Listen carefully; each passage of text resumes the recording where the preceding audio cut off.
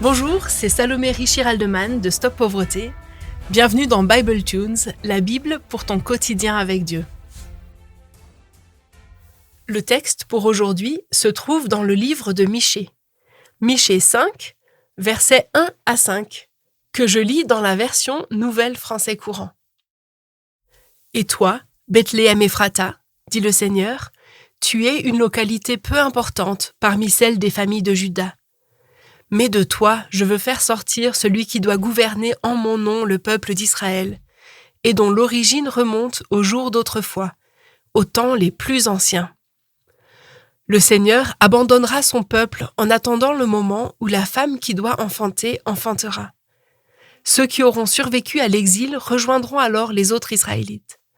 Et lui, il se dressera, il sera le berger de son peuple, par la puissance du Seigneur, et par la présence majestueuse du Seigneur son Dieu. Les gens de son peuple vivront en sécurité, car on reconnaîtra sa grandeur jusqu'aux extrémités de la terre. C'est lui qui amènera la paix. Si les Assyriens viennent envahir notre pays et pénètrent dans nos palais, nous enverrons contre eux un grand nombre de chefs. Grâce à leurs armes, ils imposeront leur pouvoir à la terre d'Assyrie, pays de Nemrod. C'est le chef promis qui nous délivrera des Assyriens, s'ils franchissent notre frontière et envahissent notre pays. » Si tu fréquentes une église, tu as sans doute déjà entendu ce passage. Il est cité dans l'évangile de Matthieu pour annoncer la naissance de Jésus, et il est lu dans les églises du monde entier chaque année à Noël. D'ailleurs, peut-être que tu découvres à l'instant que c'est Michée que Matthieu cite dans son évangile. Alors bien sûr, je vais parler de Jésus, mais j'aimerais commencer par bien écouter avec toi ce que ce texte disait aux contemporains de Michée. Et je commence avec un petit récapitulatif de ce qu'il se passe autour de Michée. Les Assyriens attaquent le royaume de Juda, détruisent toutes les petites villes qui sont sur leur route et menacent Jérusalem. Et tout le monde panique. Et dans cette panique, Michée dit au peuple depuis le début, en fait, les Assyriens ne sont rien face à Dieu. Votre plus gros problème, c'est pas avec les Assyriens, c'est avec Dieu. Et votre problème avec Dieu, c'est à cause de vos idolâtries et de vos injustices. Dans leur situation, avec la guerre en route, les Judéens espèrent la paix. Mais ils comptent sur le roi, son armée, ses alliés puissants pour repousser les Assyriens. Sauf que c'est justement contre eux que Dieu est en colère, contre tous ceux qui siègent à la cour de Jérusalem, contre les magistrats, les juges, les prophètes et les prêtres. Leur quotidien, c'était corruption, mauvais traitement et abus de pouvoir. C'est eux qui sont à l'origine du problème. Ce n'est pas eux qui peuvent apporter la paix à laquelle le peuple aspire. Pourtant, Michée promet que la paix est possible, qu'elle va arriver. Il annonce au chapitre 4 un royaume de paix à la fin de l'exil. Et cette prophétie de paix continue et se précise avec le passage d'aujourd'hui. Michée annonce un berger qui gouvernera au nom de Dieu et qui amènera la paix. Et comme tu vas le voir, la promesse de paix que je viens de lire est un joli soufflet au visage des puissants de Jérusalem. Michée leur dit deux choses que je vais développer dans un instant. La première, c'est que celui que Dieu a choisi est un faible, un petit, et pas un roi ni un guerrier. Et la deuxième, c'est que la force de ce petit viendra de son obéissance à Dieu. Pas évident à entendre pour ces puissants qui pensaient être les élus de Dieu. Michée commence par annoncer que le chef que Dieu a choisi viendra de Bethléem, une localité peu importante, dit Michée. Et Bethléem était vraiment un tout petit village, insignifiant. Historiquement, quand Josué répartit les villes de la région entre les clans de Juda, le nom de Bethléem n'apparaît nulle part. Josué nomme des villes et ajoute parfois « et leur village ». Et Bethléem, c'était juste un petit village, sans intérêt, quelque part dans la campagne, qu'on ne mentionnait que par la ville à laquelle elle était reliée. C'était un peu le Marly-Gaumont du royaume de Juda. Et pourtant, Michée dit que le chef que Dieu a choisi viendra de là. Et j'imagine les géographes de Jérusalem qui fouillent dans les archives pour trouver une carte qui indique Bethléem. Bon, il s'était quand même déjà passé quelque chose à Bethléem qui avait fait sortir le village de l'anonymat. C'était le village d'origine du roi David.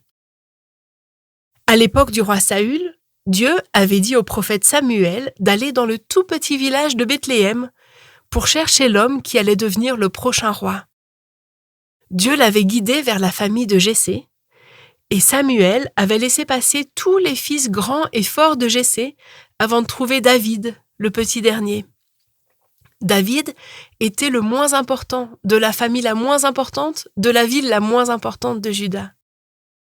Et quand Michée parle de Bethléem comme du lieu de naissance de celui qui va gouverner, c'est une façon de dire que Dieu a choisi quelqu'un qui sera tout petit, pas très important, comme David l'avait été. Il y a plusieurs parallèles dans le texte entre David et ce chef qui vient. Tu te souviens comme Jacob se cachait dans le texte du dernier épisode ? Eh bien, dans celui-ci, c'est David qui se révèle. Un premier parallèle, c'est que dans les deux cas, le chef à venir est expressément choisi par Dieu. Dans la prophétie de Michée, quand Dieu dit à la ville de Bethléem « De toi je veux faire sortir celui qui doit gouverner en mon nom », la phrase fait écho à l'instruction que Dieu avait déjà donnée au prophète Samuel quand il lui dit d'aller chercher dans la famille de Jessé. En 1 Samuel 16, il dit « J'ai choisi parmi ses fils le roi qu'il me faut ». Un deuxième parallèle, c'est quand Michée dit « Il sera le berger de son peuple ». Tu le sais peut-être, le jeune David était aussi berger quand Dieu l'a appelé. Le psaume 78 raconte « Il choisit David comme serviteur. Il alla le chercher derrière les enclos à moutons. Il le fit venir de derrière son troupeau pour en faire le berger de Jacob son peuple, d'Israël son patrimoine. » Le chef que Dieu s'est choisi deviendra le berger du peuple, comme David l'avait été. À cette époque, le berger n'était pas ou très rarement le propriétaire du troupeau, mais c'est celui qui s'assure que tous les moutons vont bien, qu'ils sont nourris, qu'ils sont à l'abri des bêtes féroces. C'est un sacré contraste avec les dirigeants de Jérusalem qui cherchaient avant tout à les tondre. Michée annonce que Dieu a choisi un chef qui vient, un berger du peuple qui amènera la paix, et ces différentes allusions sous-entendent que ce chef sera un genre de nouveau David. Mais pas un nouveau David dans sa période royale et glorieuse, un nouveau David tout petit, avant qu'il soit connu, quand il ne pouvait se reposer que sur Dieu. Michée annonce un nouveau David qui sera tout petit, un bébé, futur berger, venu d'une ville minuscule.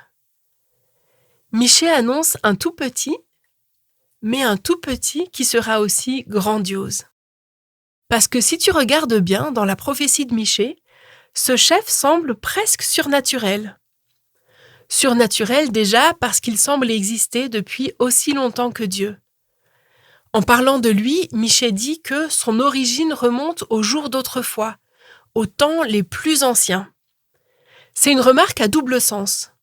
Il pourrait vouloir indiquer David, qui était roi plusieurs centaines d'années avant l'époque de Michée, à des temps qu'on pourrait considérer comme anciens, mais on dirait qu'il veut parler d'un temps encore plus ancien. Et d'ailleurs, le mot hébreu qui est traduit « ancien » est utilisé à 2 autres endroits de l'Ancien Testament, à chaque fois pour parler de Dieu, Dieu l'Ancien qui règne depuis toujours. Surnaturel aussi parce qu'il a une force au-dessus de tout. Michée dit que ce chef imposera son pouvoir à la terre d'Assyrie, pays de Nemrod. Nemrod était l'arrière-petit-fils de Noé, et il est décrit comme un des plus grands guerriers sur la terre. Le livre de la Genèse raconte que c'est lui qui a construit Babylone et Ninive. Ce chef qui apporte la paix est plus puissant que le plus puissant des guerriers. Mais cette puissance incroyable, le chef qui vient la tient uniquement de Dieu. La prophétie de Michée insiste plusieurs fois sur la soumission du berger à Dieu.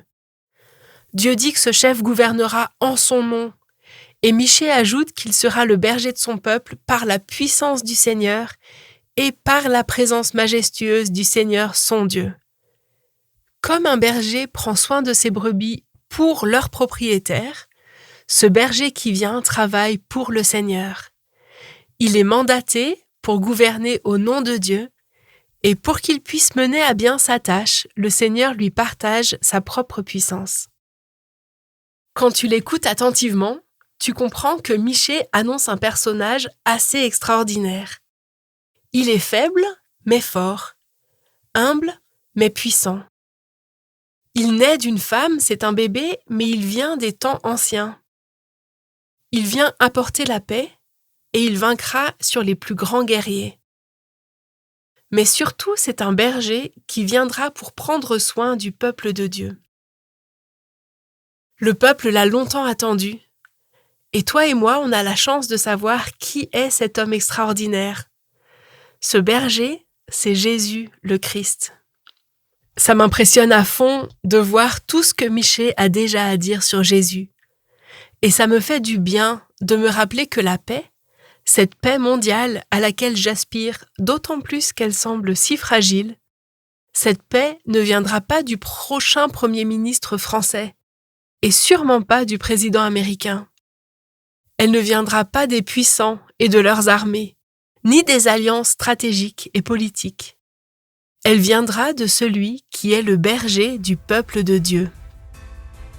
Merci de m'avoir écouté sur Bible Tunes. Rendez-vous au prochain épisode pour continuer cette exploration ensemble. À très vite!